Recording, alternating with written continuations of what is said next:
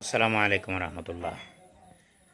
চুপি চুপি আবারও আসতে চলেছে ইবাদতের সবচেয়ে অবহেলিত বসন্তকাল, জিলহজের প্রথম দশক।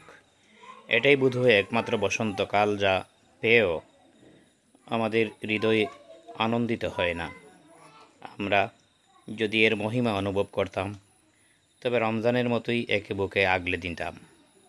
আসুন এই দিনগুলোর কদর করি, আমলের শূন্য উত্থানে সবুজ বৃক্ষরোপণ করি। শেখ আহমদুল্লাহ, জনপ্রিয় আলোচক শেখ আহমদুল্লাহ অত্যন্ত সজ্জন একজন ব্যক্তি এবং বিশ্ববরেণ্য স্কলারদের অন্যতম। তাই আসুন আমরা শেখের এই কথা অনুযায়ী এই মাসের এই আমলগুলো আমরা নিজেরা আমাদের মধ্যে আমরা আমল করি।